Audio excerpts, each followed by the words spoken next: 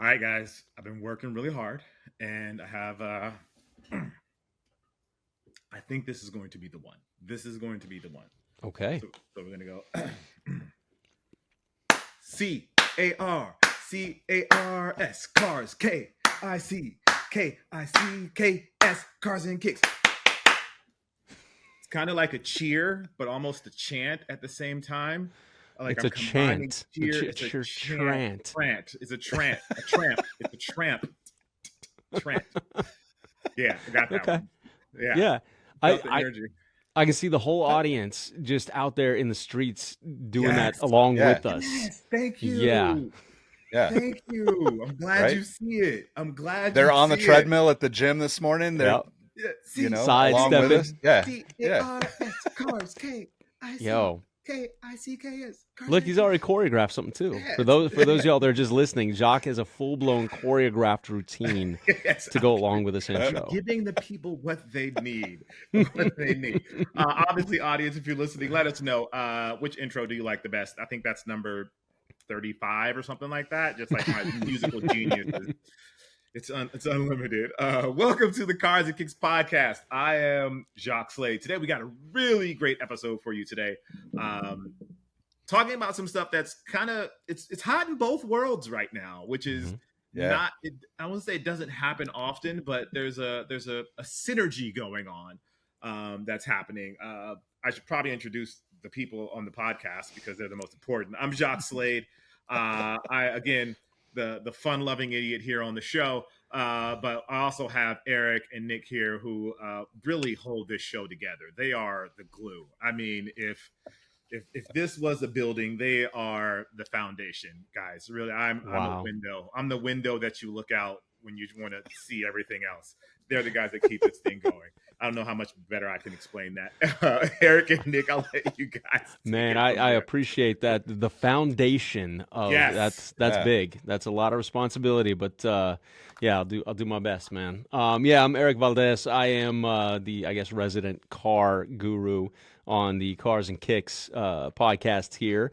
Yeah, I guess I'm the yin to the yang to Jacques' sneaker thing, and then I think the real glue and the real foundation is actually Nick because he just holds us all together. So Nick, that you by all means jump in here because you are the true foundation. I mean, I'm just kind of connecting the dots here. You know, like I basically just fall on both sides of these two passions. So I'm obsessed with sneakers. There's a wall of them behind me that you might have seen on the Sneaker History podcast, and there's 4 cars in the garage / driveway, which nobody needs to own. So yeah, that's me. But I'm excited for this episode because we're going to talk about retros and the concept of a retro, the price of retros. And I think that this could possibly be like one of, I would say, as Jacques called us, the foundation. I think this is a foundational conversation for our show. Sure. Looking forward, right? Because, you know, retros in the sneaker world have always been a thing, like since 94, basically. 94, They've yeah, been a thing. yeah. And even, you know, to be honest, they've been a thing before 94. They just weren't called that because if you look at like Adidas and the Stan Smith and the Superstar, these shoes came out in the 60s, 70s, and they've always kind of come back. They just weren't called retros.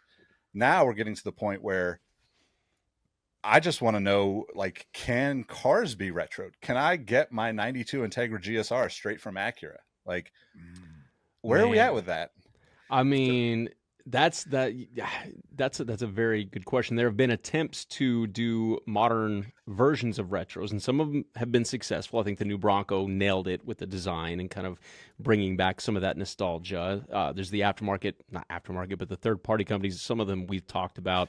Singer, you know, different take on retro with Porsches, of course, Vintage Broncos, which is another company that does really great high-end old Broncos and kind of modernizes them. But nobody's doing really, to your point, like a retro version of an OEM car on the manufacturer side of things. And, you know, Jacques, you know about this. You were talking about this here recently about some of the new retros coming out and the price points and all these other things. But yeah, it's a very valid question. Like, why isn't Acura coming to the table with, just a modernized version of the Integra GSR. Doesn't have to look a whole lot different or anything. Maybe put the safety features in, etc. But yeah, can that be done? So I have questions for you guys about this. When we talked about this in the group chat about this being an episode, it brought a lot of questions to mind for me. So with sneakers, the retros are pretty much, for the most part, one-to-one remakes of the original, even Hmm. including the technology, using the same technology. The materials are a little bit different, obviously because material changes and sourcing materials and all those things, and developing material gets better over years. But for cars, I would think that would be a lot harder to do. I feel like the materials that they use to make cars are different today than they were, in the 80s, in the 70s, and the 90s. Like they're using different composites of metal and plastic, and then the engines. Again, this is where you guys come in to make this work.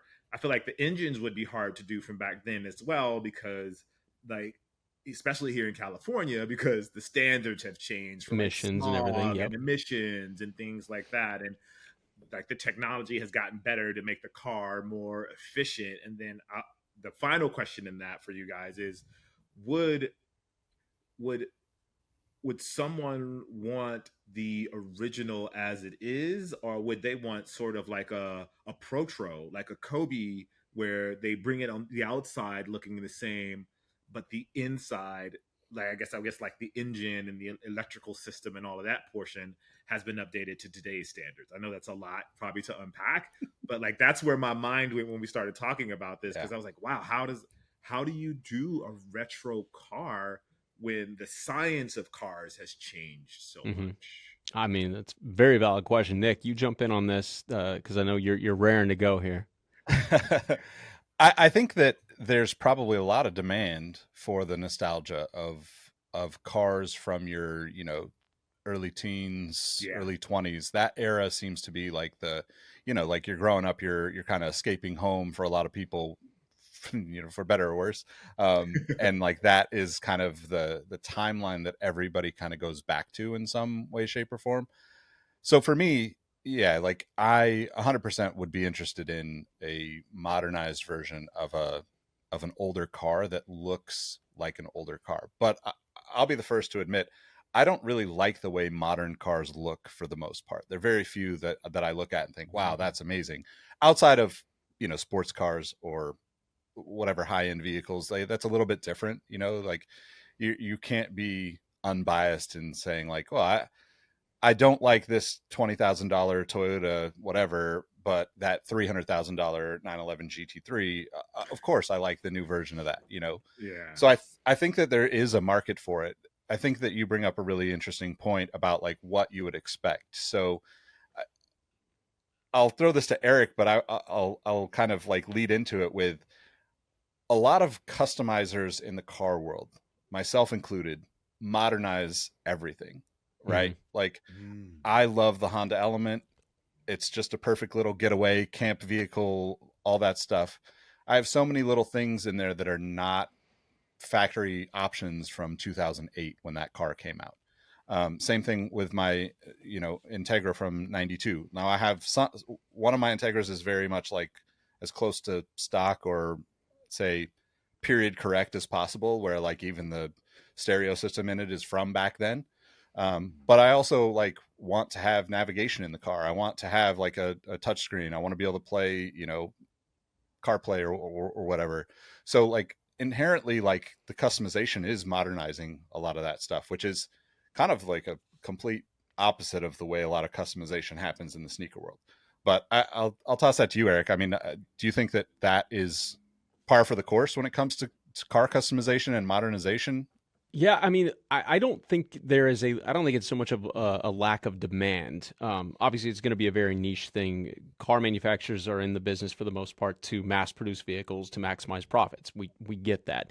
You're not going to have the same demand for a '92 Integra in the masses as you do amongst just car people or whatever. But I think physically, is it doable? Yes. Most of these companies still own the tooling to to recreate these chassis and these body panels, etc. The engines and all that stuff, they still have the wherewithal to manufacture this stuff. It becomes a bigger, not even necessarily a profitable thing, because I think there is enough of a demand for people in certain cars to pay a premium to have a manufacturer go back and do like a one-to-one version of an old car. I think what you talked about, Jacques, is the biggest issue, and it's essentially policies, not only related to emissions but safety and all these other things. And a lot of the reason that cars have gotten so big and bloated, for lack of a better term, is due to safety. I mean, these cars, and you can't argue, cars nowadays are much safer than they were back then, and that is always a good thing. Especially me being a dad, that's front of mind all the time. Even though I love taking my kid to school, and we got a '72 Chevelle SS that we take to school on Fridays and stuff. Probably not the safest car in the world, but man, it sounds good and it's cool.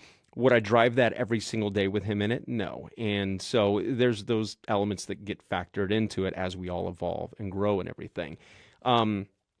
I think that is an uphill battle from a manufacturer standpoint, and one that they don't really want to fight, or and it's probably not lucrative enough for them to do it. Now, there are certain projects, with different manufacturers. For example, Porsche was one of the. We talk about Porsche a lot, but they do a lot of things right. Not everything, but they do a lot of things right. One of my buddies, Jonathan, he heads up Porsche Classic out of Atlanta here in the North American headquarters.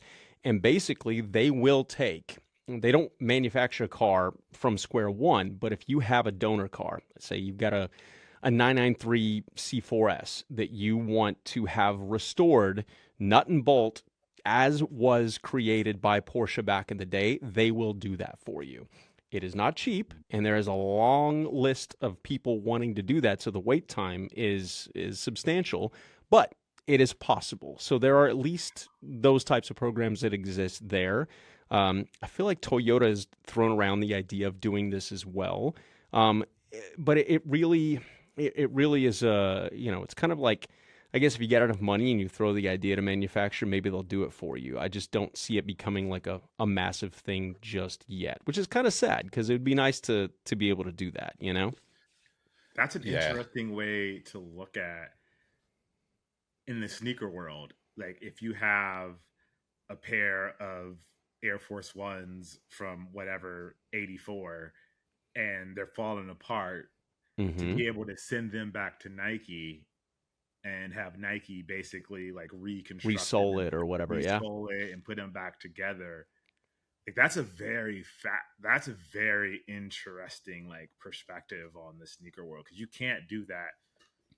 That's why people like Shoe Surgeon exist, and all these customizers, because that would be, man, like that just like makes my eyes light up to think about being able to send an old pair of Jordans, or old pair of fours, or a pair of Puma Clydes from back in the day, to send them back to Puma, or some shell toes, like to be able to send those back to the actual brand, and the brand rebuilds it for you, have like a custom cobbler. Obviously there's an upcharge. I mean, it's almost like a bespoke, like the bespoke, they charge $1,000 for a bespoke, $1,500 or whatever it was for a bespoke Air Force One. To be able to do that, that's pretty fascinating. I love that concept. Yeah. To give a little context too, like the Nike bespoke program was a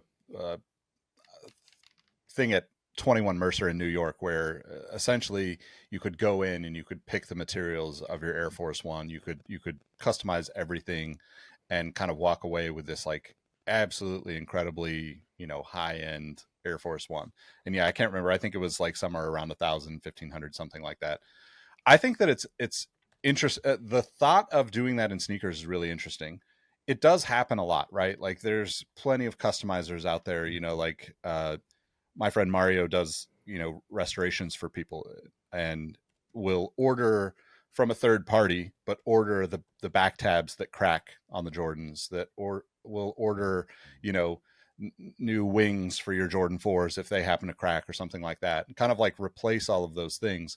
But it's definitely not a Nike thing.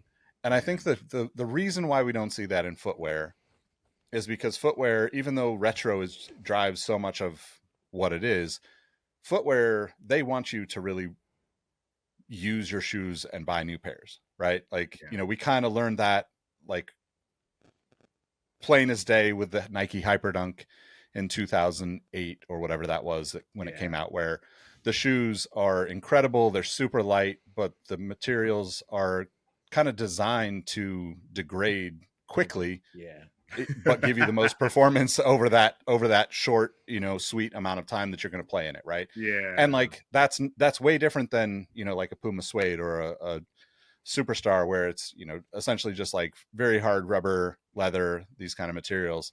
And I think that the automotive industry, even though we don't think about it as consumers as much, if Porsche produces 1,000 cars of a particular model, they also produce probably another 500 pieces of everything about that car, because they have to be repairable to some extent. Not every car is built that way, but when you wreck, when you get in an accident, they need to be able to supply parts to the people that are going to fix that. If something goes wrong with the car, they're supplying parts. So in theory, this whole concept for sneakers would be like if Nike also sold airbags, and were like replacement airbags for your Air Max 90s were on the site at all times. And I think that it's a really interesting idea, and I think it could work, but I think it's like they're trying to figure out how to do the Nike ID, Nike by you thing. Same with all the other brands, right? Where it's like, oh, if you want custom, come to us and we'll figure out a way to do it, but we're going to do it within these, very constrained choices. Yeah. Right.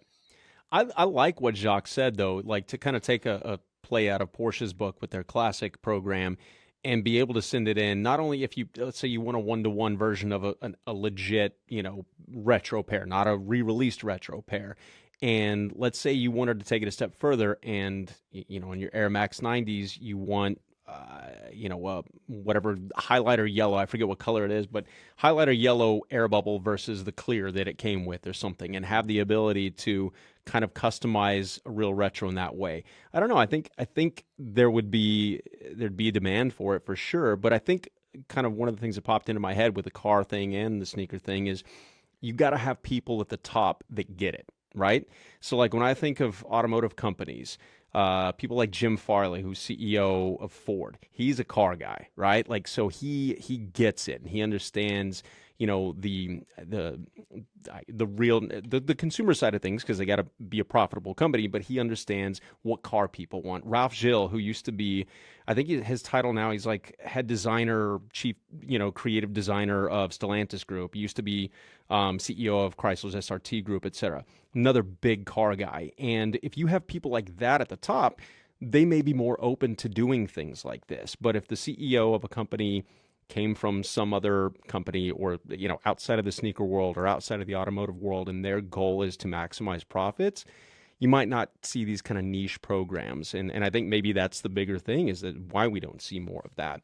One of the cool things that it leads to, though, is, again, talking about the aftermarket stuff and having people, in the third party world, modify stuff. The Shoe Surgeon, Singer Porsche. One of the people that, one of the cars that popped into my head was the Tuthill 911K. And I don't know, Nick, you're probably familiar with this. Jacques, I know you know exactly what I'm talking about. Exactly what you're talking about. I'm not looking that up on Google right now at all. But that is, to me, a really great example of what can be done without modernizing too much, right? Like the Singer 911s are fantastic, but they're extremely, like luxurious, and yes, they're fast and they perform well and everything, but they're made to feel more like a modern version and look like an older version.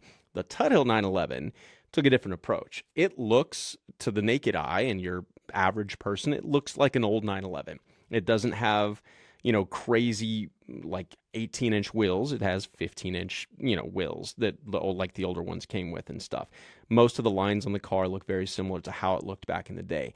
But his approach was to take it and modernize it with the sole idea of making it one of the best performing vehicles out there. So like, it's got the engine, it's like a 3.1 liter, bespoke in-house engine that revs to like 11,000 RPM or something crazy. It sounds insane.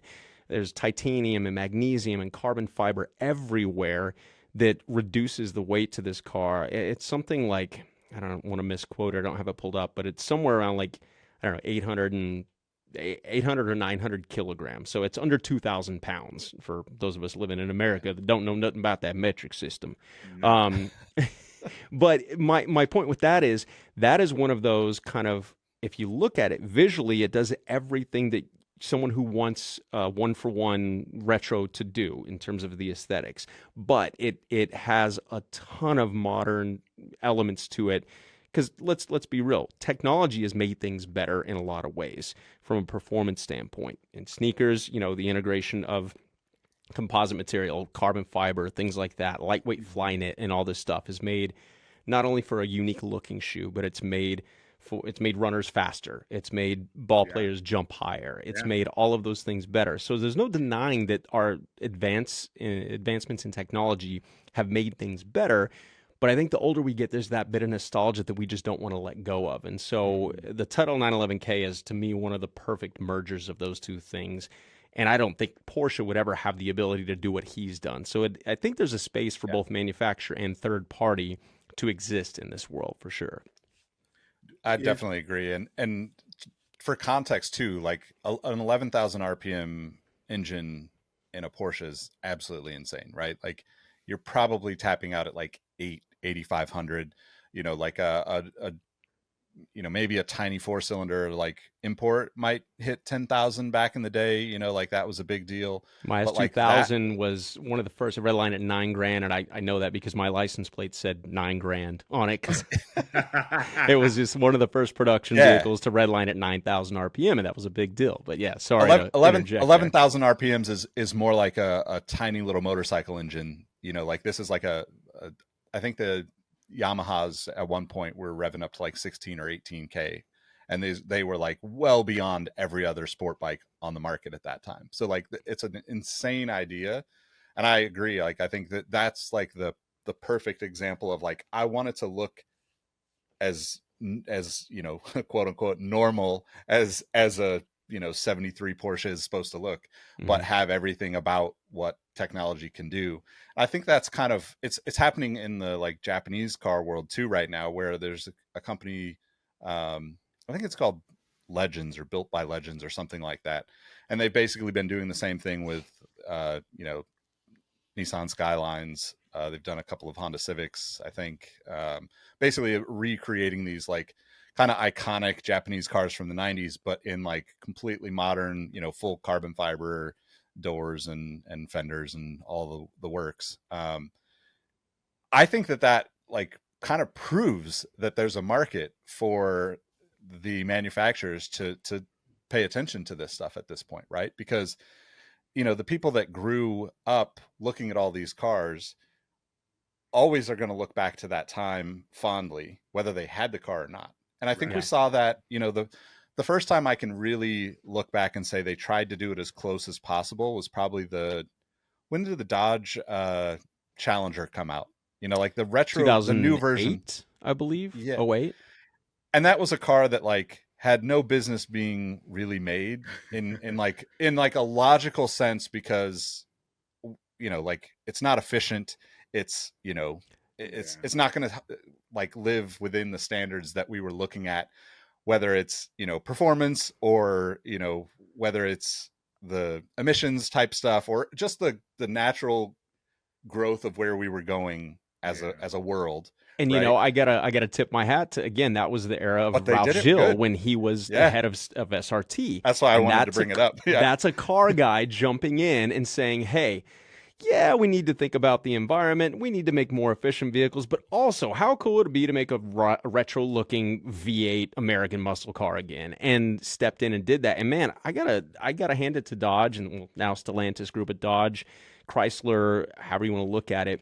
They've stuck by their Hemis and their big, brash, brute American muscle cars for a lot longer than anybody else has. And there's something cool about that, And there's tons of those cars on the road. It's not like people didn't like them. People loved them. There are Challengers and Chargers everywhere.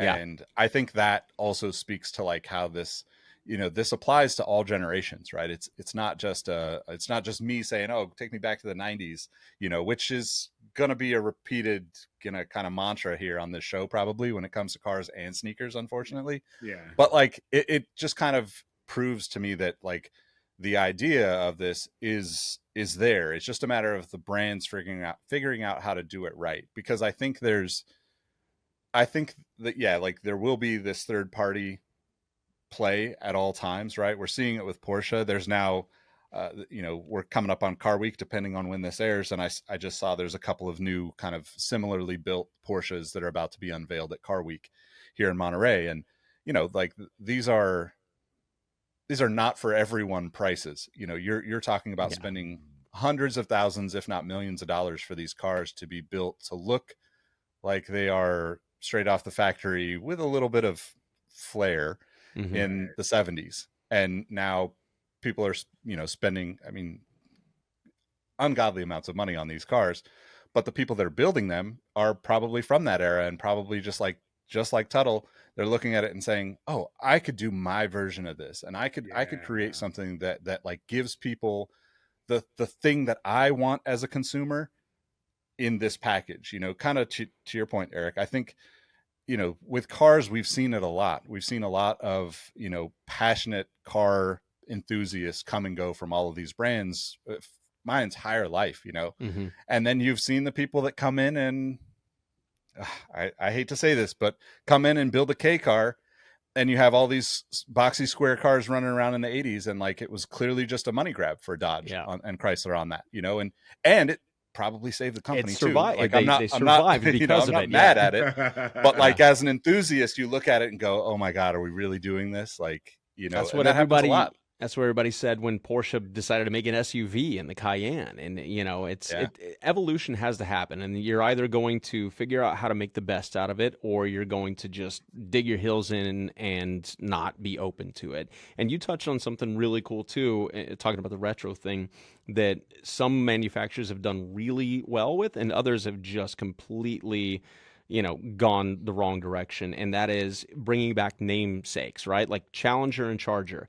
If they would have been brought back, like, for lack of a better term, the Blazer that Chevy has brought back nowadays, and the Blazer was an iconic, cool off-road brute vehicle, and now it's like a muddled down, 4-cylinder crossover at best. Or they do an EV version, which is, it's kind of cool, but it's not the same.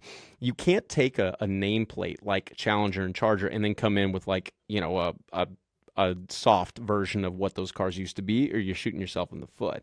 And that's where I think, some manufacturers have done well with that, others have not. I think Ford has done well bringing back the Bronco nameplate. Had that not been, anything to write home about, it would have failed miserably. But even though it doesn't have, it doesn't have like a gigantic motor in it, although the Bronco Raptor is as brute as it gets. It was a good attempt at merging modern technology and old school vibe with the design, and I think they did a really good job with that. I think that can kind of toe the line between keeping a company profitable and mass producing without having to revisit things that they did in the past, solely. Because again, the guys like us that would love to have a 0-mile brand new NSX or something that we grew up with a poster of on the wall, we're few and far between. But if Acura nails the NSX, which again, the last one was so polarizing because they went hybrid and all these other things, it turned a lot of people off. My point with that is, you bringing back a very popular namesake it comes with some sort of responsibility, I think. It'd be like Nike dropping a brand new Air Max that had no air in the sole whatsoever. And it was just a new version of some sort of foam midsole or something, and it'd be like, well, that's not an Air Max, you know what I mean? So it's I think these manufacturers have to be a little careful when they bring stuff back and go retro with stuff, so that they don't upset people as well. Okay, let's do a little. I want to do a little marketing exercise here. I just want to get from you two car guys. So if they brought back let's just keep it with the Blazer. So if they called it the Blazer 2000 or the Blazer 24, would that change the way you thought about it? Me personally, no. I mean, look, we have a Blazer EV in the driveway. My wife, who's for those of you that don't know, she's an amazing talent and local morning radio host here in the Dallas-Fort Worth area. She's got an endorsement with a local dealership here, and they gave her a Blazer EV. It's a cool looking car. It's it's an electric vehicle, hence the EV. Would I have brought back the Blazer nameplate, namesake, whatever, for that particular vehicle? Not if I were CEO of General Motors. I wouldn't have. And I don't think that would have made a difference in the overall, success or failure of the vehicle. It could have been called the, to use your term or whatever, it could have been called the Chevy Starstruck 24. Who cares? It's a new vehicle, right? So at that point, you're not losing anything by trying to grab the retro namesake. I don't quite get the thought process behind bringing that into this, unless they're just really trying to usher in a new era of automotive world and forget about the old boomers. I guess I'm not quite that category, but you know what I mean, that remember the old Blazer. So for people like me, it's not worth bringing a name back unless the product is great, so to speak. True to the name. And this just happened in sneakers, right? Like this is the Jordan 4 Nigel Sylvester. Oh, RM, yeah. The RM, right? So like I like that shoe. I think it looks cool, but I won't buy it because it's labeled as a Jordan 4. I don't think you should be. I think I have too much emotions wrapped up in Jordan brand and Nike, and like that's chipping away at the nostalgia of what you built as a company over the last 30 years, in my opinion. I don't think that, I'm not saying that like Nigel doesn't deserve his own Jordan 4 or whatever that is, but that shoe doesn't have the elements that make it a Jordan 4 to me. It doesn't have the same heel tab. It doesn't have the wings. It doesn't have the same mesh. Like, and I get that you're trying to tie it into sell, but like, I'm with Eric. I don't think that, if you call something a Blazer 2000, I have no interest in it unless it's like the kind of visceral feeling of the original Blazer, right? Or and it's hard to do. It's very difficult for brands to do this. Ford is the probably the most successful with the Bronco, because you can't go anywhere without seeing that vehicle at this point. Yeah, but they also, on the other side of that, they also tried to do that with the Mustang and made the Mach-E, and everybody was up in arms because it's like, the Mustang is supposed to be a V8.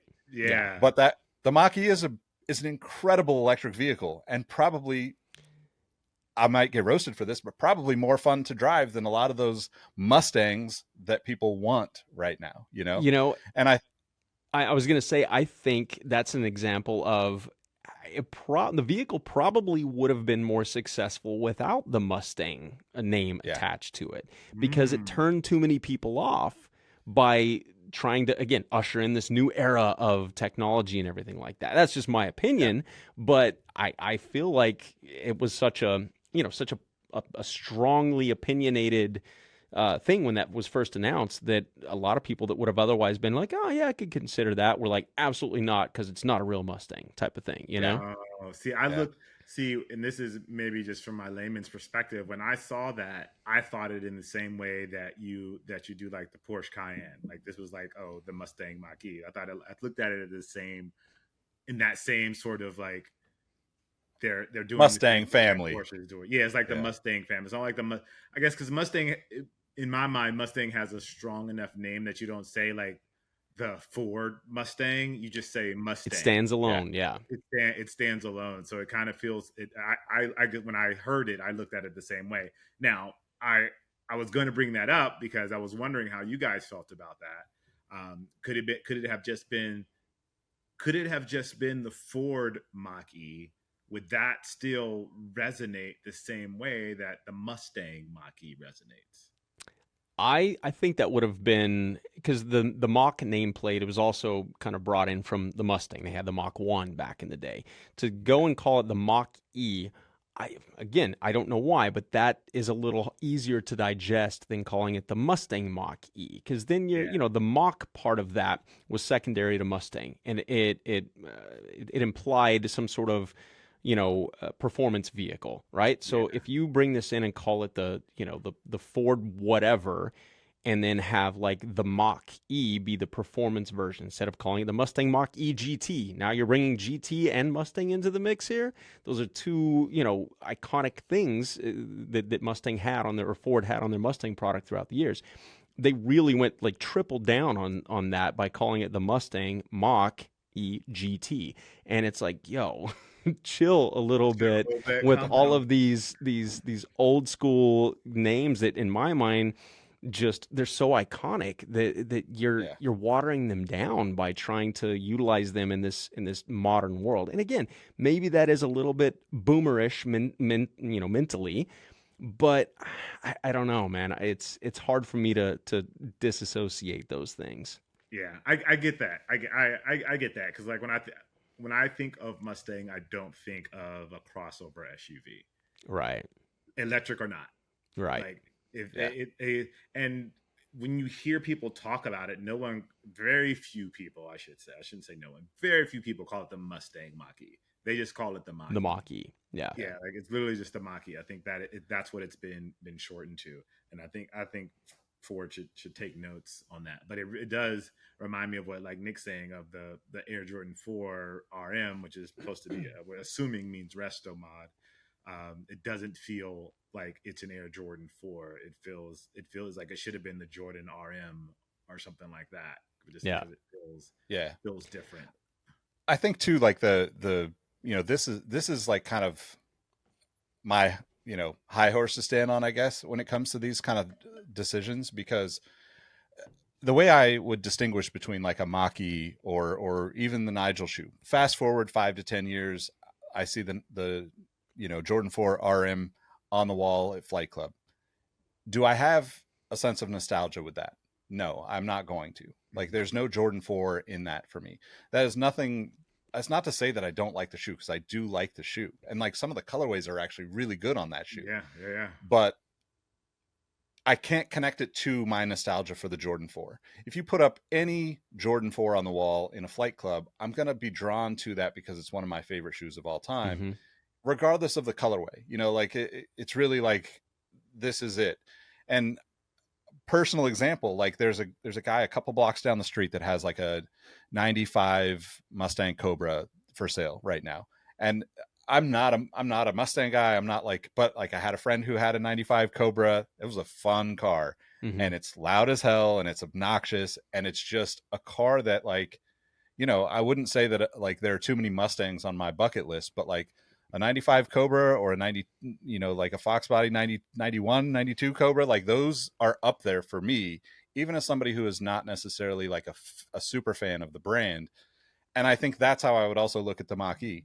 If I look at 10 years down the road, I'm going to have no nostalgia connection to the Mustang namesake. And if you're building something that doesn't connect those dots for the consumers, and more specifically, the like really passionate like consumers, like I understand that, we are a very unique mix here, and we're not the target audience for 99% of things that happen in the world, right? Like we care too much about it, right. And they can't possibly produce enough things in the way that we want them for it to be a good business model, because I don't buy enough cars every year, or I don't buy enough shoes every year, Yeah. But I think that like, if you're not connecting to those people that are a few people away removed from your target audience, those are the people that get people excited about it. I think like, like the Volkswagen Bug has been an example that like I've been thinking about as we were talking about this. My dad's had a Volkswagen Bug, like I forget what year he bought, but he wanted a convertible when he retired, and it was like he'd always loved Bugs anyway, and like cool, like just a cool little fun car. It's, I don't know what it is, 4-cylinder turbo. It's a fun little car to drive, like he doesn't want anything crazy. And I think that car is a perfect example of doing it right. I think Volkswagen nailed it with that. They brought it back. It felt like, for all those people that wanted that car in the 60s and 70s, it felt like the hippie movement had come right back front and center, and you could get the nostalgia from that, but you do have all the modern, safety features and fuel efficiency. And I think on the other side of that, we're kind of moving into that, like I mentioned before we started recording, we're moving into this Volkswagen ID buzz, kind of the bus version. So Yeah. my family had a Volkswagen bus for years when we were kids. Like the That's 6 of us awesome. piled in a Volkswagen bus. I have some incredible stories, some horror stories that I'll share maybe at another time. But anytime I see one of those on the road, I'm just like, amazing. Give me Yeah. one of those. I absolutely want one of those to just tinker around with and play with. There's a guy 2 doors down that has one, and he's always in the garage just messing with it. And I think one thing that about cars that ties into the nostalgia that we haven't talked about is the ease of customization, working on, tinkering. Like when you look at the Volkswagens from the 60s and 70s, they were kind of built to be like, you could do all this at home, like a toolkit off the shelf from your Walmart, and you could tear down the whole car. And people might not think of that as a good thing nowadays, but back then that really was a selling point for people to get into those vehicles because they were much easier to work on. And I think the same thing kind of happened with Hondas in the 90s, like Hondas and some of the Toyotas in the 80s, I'd say, like the 86 Corollas and that. They were super simple, and like we kind of got past that into the, modern era of OBD, which is your, kind of plug in, check the system. So like in 1996, we moved into OBD2, which is basically like everything can be seen on a computer. You plug in your adapter and you can read everything about a car on a computer.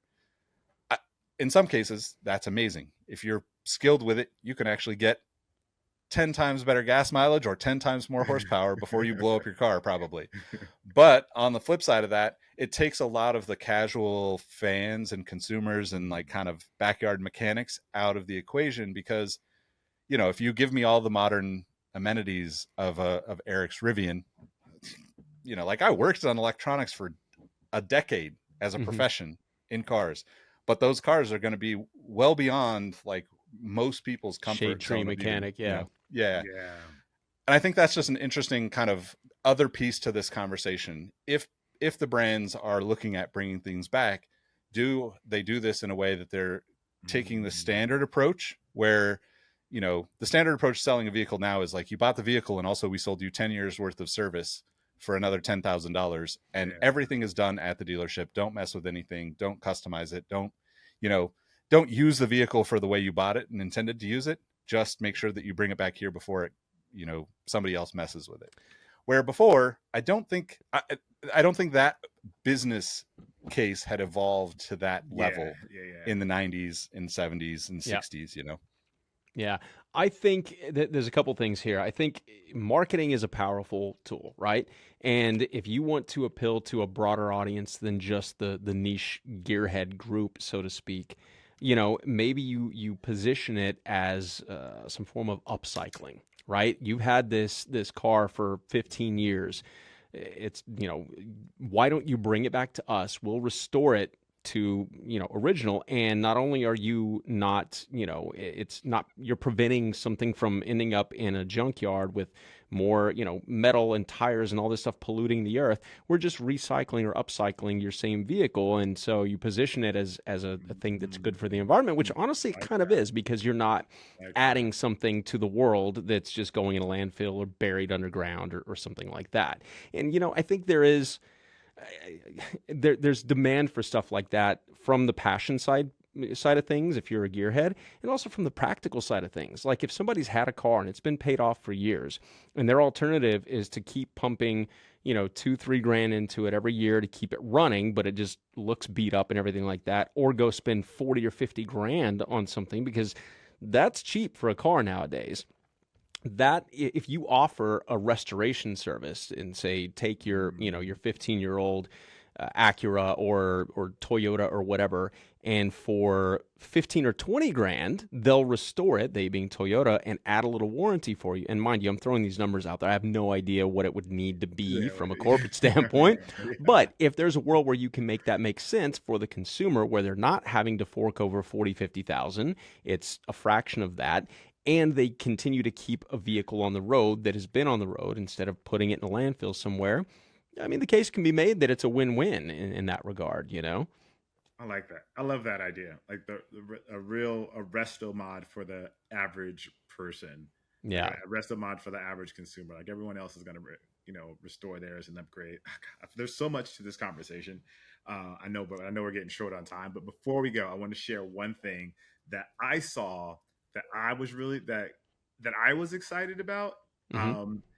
And during this conversation, I kind of felt like, oh, like I think they would be excited about. But then you guys said some things that made me think, oh no, they won't be excited about it. So I'm going to share my screen. You guys can tell me what you think of this. So this is Hyundai's electric old car. It's an old car, but it's electric.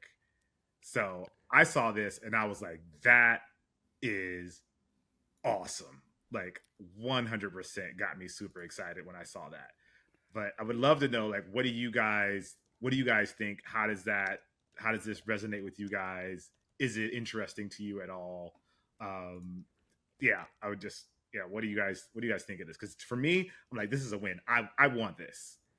So right off the bat, I think this is called the grandeur concept or something, right? I saw a glimpse of this here recently. This kind of reminds me of the old K cars that Nick was talking about earlier from Chrysler and everything, that really boxy, sedan.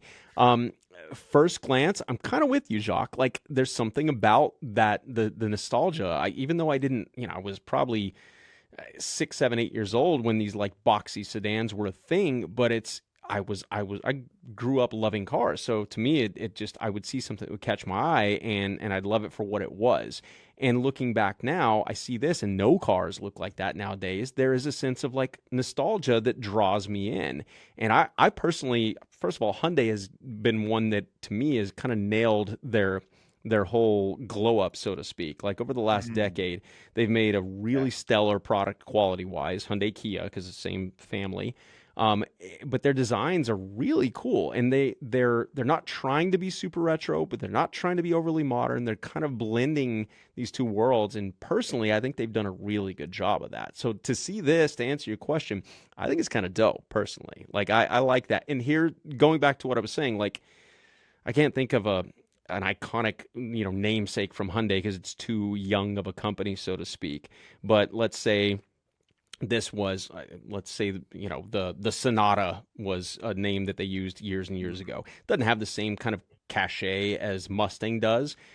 I could see this being named that, and it makes sense because it's kind of the same principle, right? Same kind of idea. It would be where if Hyundai had built a supercar at one point in time called the Pluto X90, and they brought that nameplate back or namesake back for a sedan that's electric. That's where the disconnect lies for me.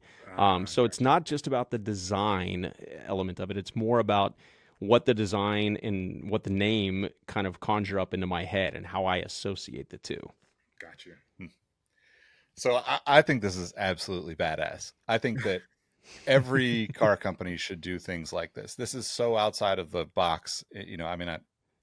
Not pun so to speak unintended, but like, yeah, it's a boxy car, but like, I think that, like I love the older kind of 70s Toyotas, Nissans, like the real, like, kind of like, I don't know, like there's like kind of this term that's thrown around in like the Japanese JDM world. It's like VIP cars, right? But like the old versions of these cars look about like this, right? It looks like it could have come out when we were kids. And the idea of making this electric is even cooler to me. Like that to me is more appealing than, I'll use the Integra as an example. The Integra came back, within the last year or two, and it's a 4-door sedan. It's a beautiful car by all standards. Like, but as a person who's owned, I don't even know how many Integras over the course of my life at this point, it is not the same car in any way, shape, or form. And I don't think it should be called the Integra. Stick with the brand had their kind of RSX, TSX, TLX, IL, like all these things confused like everybody, by the way, but yeah. Which, that's a whole other thing. That's like a New Balance numeric, kind of naming convention where it's like, who knows what's what at this point. The 9 something. Yeah. But I think like if, this is where I think the worlds are going to collide in a very interesting space, because if you gave, like you see it on the customization side, you see it in the gearhead side, right? You see people taking a K24 out of a RSX Integra or Acura RSX or any of the Hondas, and they'll throw it into, I mean, even Porsches, they'll throw it into an old Datsun 510, like some of these old iconic sports cars.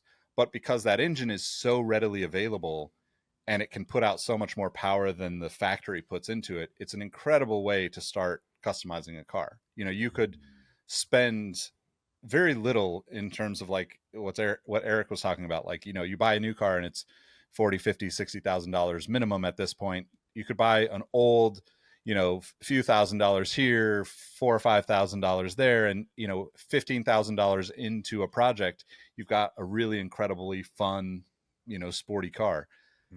Now, I think that this is going to happen in the form of someone's going to take the hybrid system from like a Camry or a Corolla or a Accord, and they're going to take the electric part of that out and figure out a way to put that into an older, kind of more enthusiast car like a Civic or an Integra.